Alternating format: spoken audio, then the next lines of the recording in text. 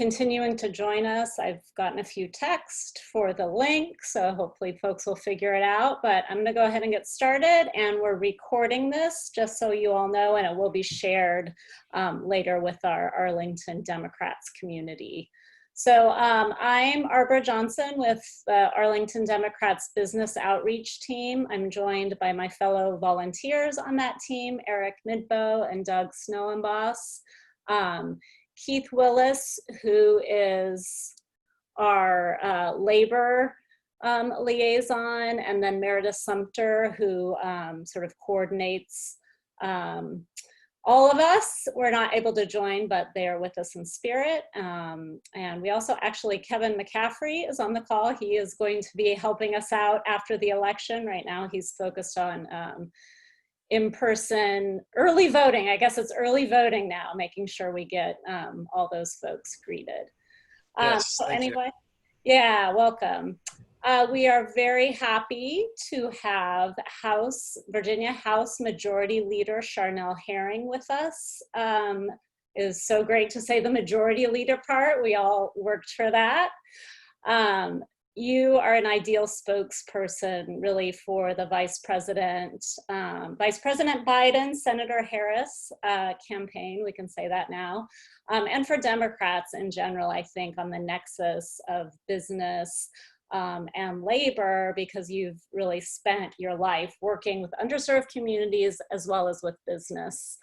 So for those of you who don't know Delegate Herring's background, she has a degree from George Mason University in economics, a law degree from Catholic University, works in the private sector, as well as, of course, serving as an elected representative. Also, she has a rich history of community involvement as a volunteer, a member of Rotary, and past chair of the West End Business Association. That's Alexandria, right?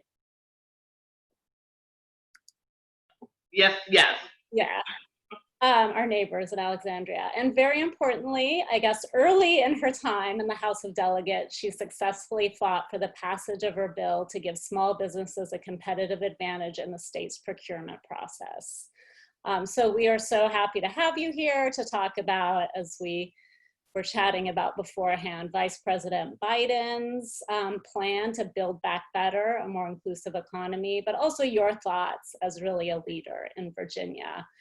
And just for y'all that are joining, we will have some remarks from Majority Leader Herring, and then we will open it up to Q&A. So you can text me or message me your questions in the Carter room. And without further ado, take it away. All right, well, thank you so much, and I appreciate the invite, and I'm so happy to join you. And this is, of course, a challenging time, as we all realize, with the virus. And honestly, I feel like this has sort of exposed sort of the weaknesses in our society. But I think we also have an opportunity. I think communities across, not only in Virginia, but across the nation, people are going to work. Some people we consider essential workers. They do not have the correct protective gear, and their paychecks are small, but they're sacrificing for us to keep us clean, or and trying to do their role in the economy. Families are worried how to pay for a doctor's visit because they suddenly lost their health care. And there are small business owners who are turning around having to put up signs saying, sorry, we're closed for the last time. So it's certainly, this virus has knocked down our economy, but I do think that there is an opportunity for us to build back. And, if you think about it, President Trump, all he did, it was his inaction, which made matters worse. He didn't have a plan to address the virus, and he doesn't have a plan to reopen the economy or help working families struggling to get by. But Vice President Biden does have the Build Back Better plan, and it's best. I think it's going to be a great plan for America and very, very good for Virginia. There are a lot of elements in there that I like, that sort of takes into account things that some of us have been fighting for, to support families so that they have an ability to have two individuals out full time and working to build their wealth.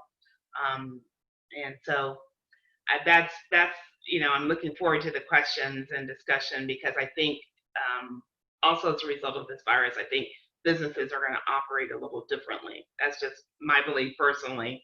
I think a lot of businesses have realized, some of them, that they can provide service, especially those in the service industry, without having to have the brick and mortar place. So it's going to be interesting to see how we sort of come out of this predicament that we're in right now. Awesome. Well, I will start. I will take the moderator's prerogative.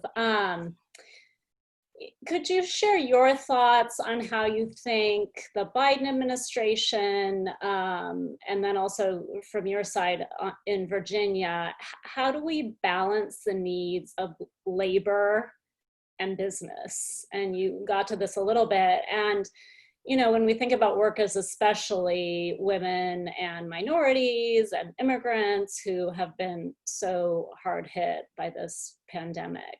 Right. So first, I'll address the first thing you asked about labor and business. I do not think that they're mutually exclusive. I think you can be pro-labor and still pro-business. If you think of it, look at the fundamentals, and I think about my small firm that I used to work at. When you treat your workers good, and when you have decent pay, when you allow them to basically collaborate and decide sort of the equipment or things that they need, and allow collective bargaining, you will get sort of good results and also a commitment. Workers want to feel invested and a part of a business organization. And so they do not have to be mutually exclusive. And I think that, of course, it's just simple. People who feel invested and feel that their voices are heard are going to help build any business. That's a place that they want to be. And I always go back to my firm, because we had the opportunity, all of us in small firm wasn't a labor organization, but when you think about it, we were able to tell the partners, we need this, we need laptops, or this is the type of leave that will be helpful. We would like to work from home on certain days. So I think they are not mutually exclusive. And with Biden's, and I think your other question was Biden's Build Back plan, and with families, and there is support actually for paid medical leave, and to provide caregivers and early childhood educators increased pay, but also support families in childcare, and making sure that families can have access to affordable childcare. Yeah, that's so important right now. It is. Could you talk a little bit about the small business side? You were just doing that, but can you talk a little bit about what you've done here in Virginia, or helped be a part of doing? Because at Arlington Democrats right now, we're very focused on trying to make sure we as a party, we as progressives, really make fighting for small businesses a part of what we do. And I know you've been a leader in that. I appreciate that. Yes, and I think I will take it from here going forward. If you look at what this virus has done, the large box businesses actually have been stable or have done even better.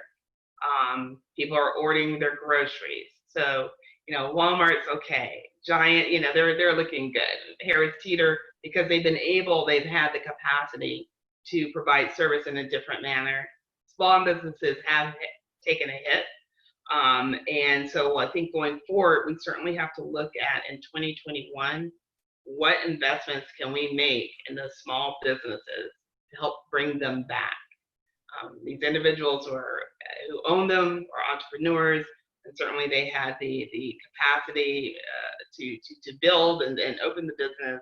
But I think it's important that Virginia also provides support for those who want to continue to sort of reopen their business.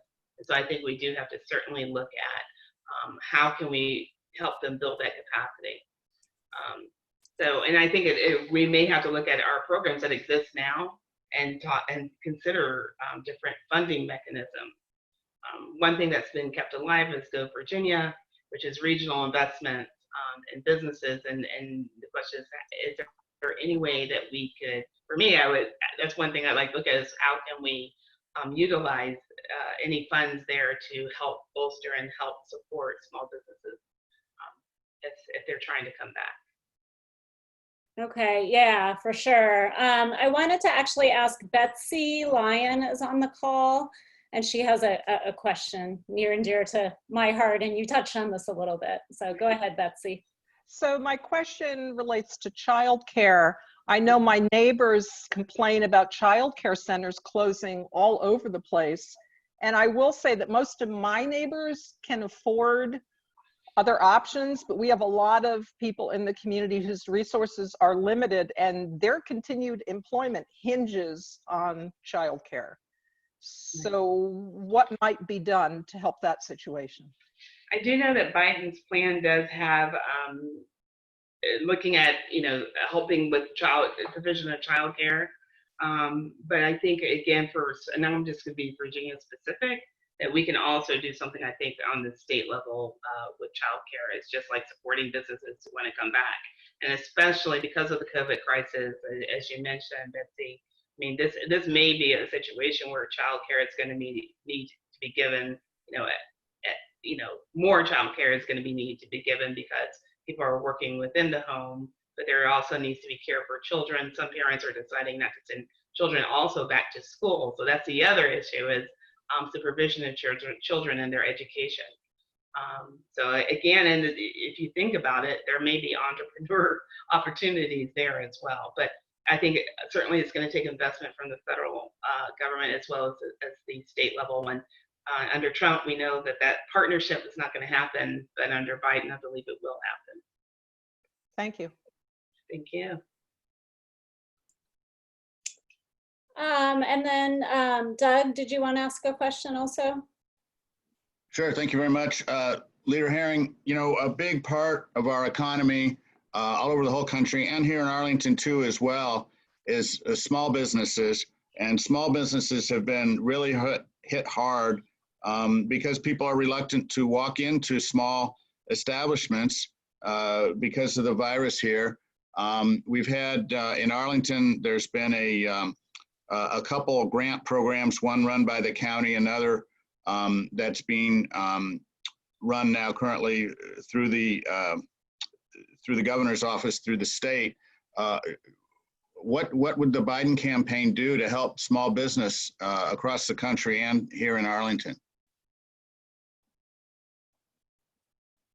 I think the Biden plan has basically a comeback package for entrepreneurs. And that will help them put them immediately back to work. And again, I think that packages includes, financial investments. So, I mean, and I think that there is no doubt that Vice President Biden is committed to this and helping small businesses as a backbone. I mean, small businesses is a serious and true source of our economy. And so he does have a comeback package that includes assisting small businesses.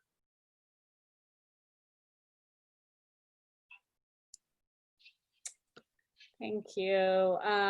Eric, you're up next. Unmute.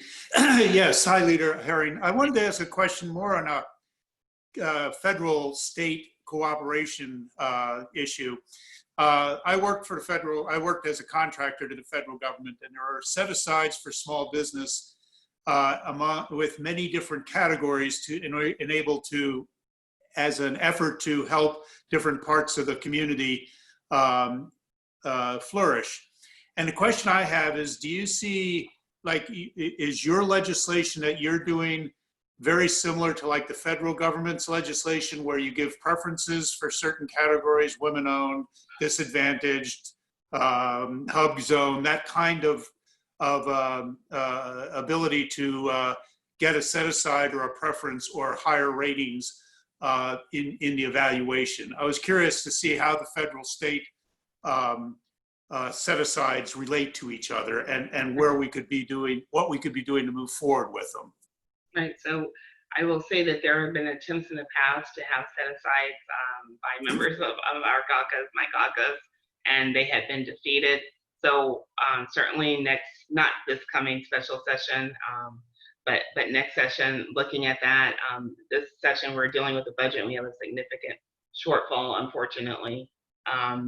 So we are probably going to have to be very conservative with the budget.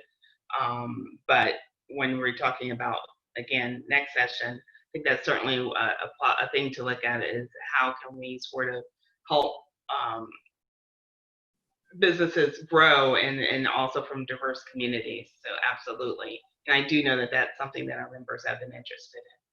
Yeah, I would hope and recommend that you look at the federal program and work with the federal people, especially if Biden wins. Yeah. Because much of the contracting community, especially in Northern Virginia, are familiar with that and have worked with it. I mean, I retired 10 years ago and was working with it, and they're dynamite programs because it brings good people into the work, into the community of bidders. Fantastic, thank you. Mm-hmm. Yeah, and I think you just, Leader Herring, you just touched on what's going to be a huge issue, which is that budgets are going to be stretched very thin, and obviously budgets will be smaller. And I know that's going to be the case here in Arlington. Schools need more money. Everyone's going to need more money and should get more money. So maybe could you talk a little bit about how Virginia Democrats will try to tackle that challenge? Right. I think the first thing is priorities on schools and healthcare, two major priorities for special session.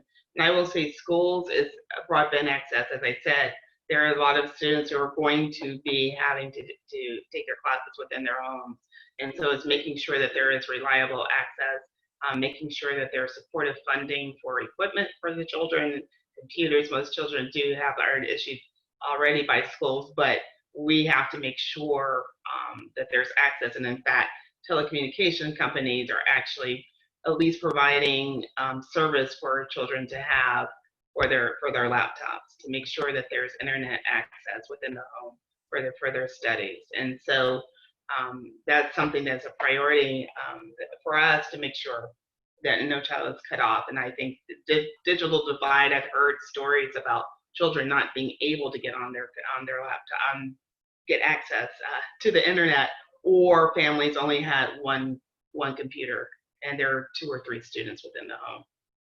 Yeah, Arbora, if I could interrupt, I think another fair statement to make would be, if Biden is elected, whereas the state government has, by definition, has to have a balanced budget, the federal government can exceed that.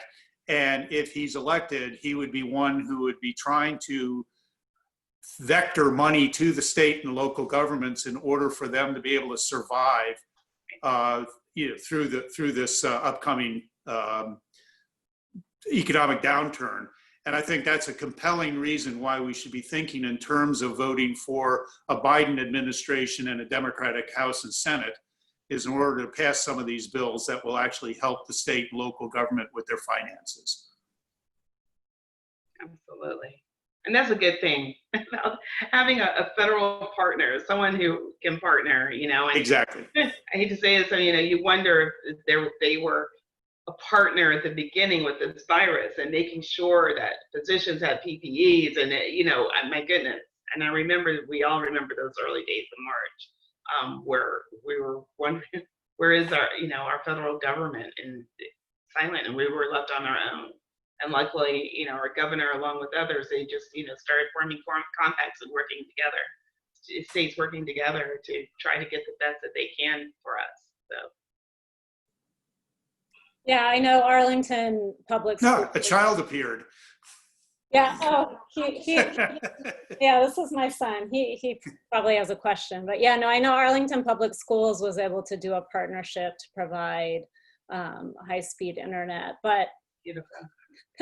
There's always more, right? Teachers should be paid more, and how do we deal with the teachers who have kids of their own, of which there are many, and anyway, never-ending challenges. I think that Doug does have one on-topic question, and then I'm going to let my son ask a question unless, Sure. does Kevin, let me know if you have one.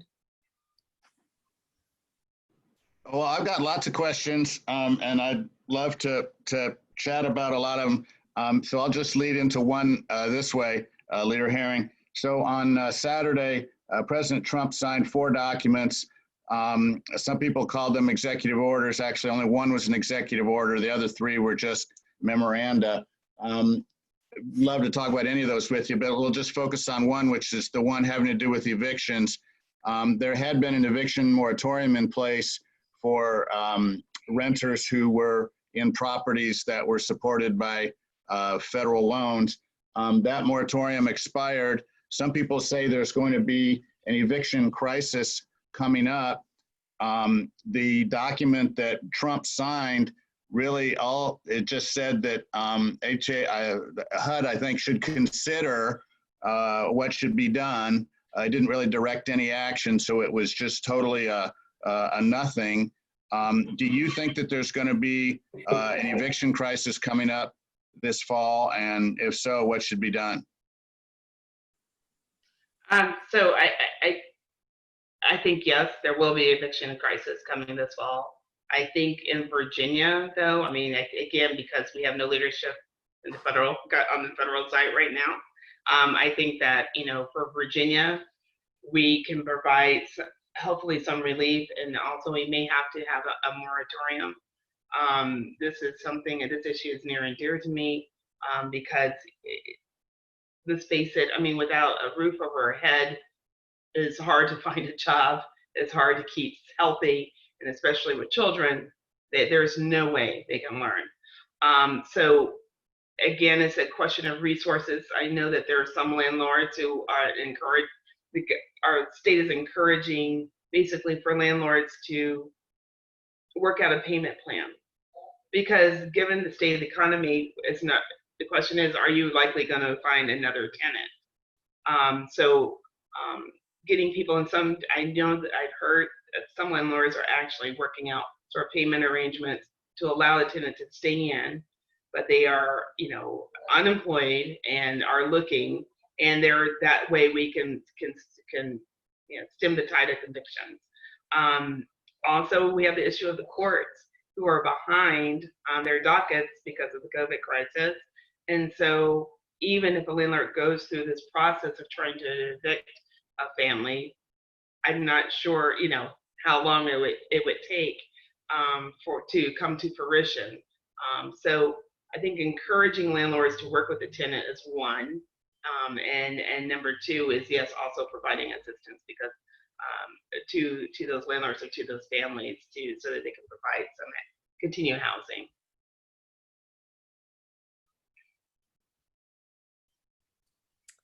Thank you. All right, I'm going to let my son Nick has a question.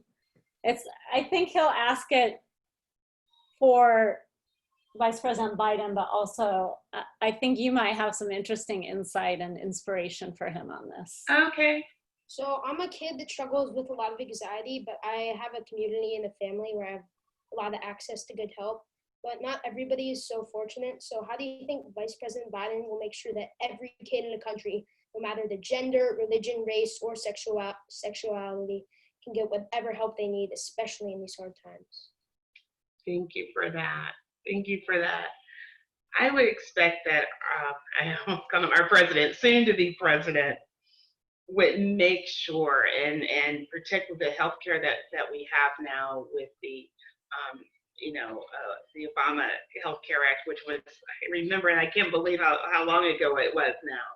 But to protect that as a first step.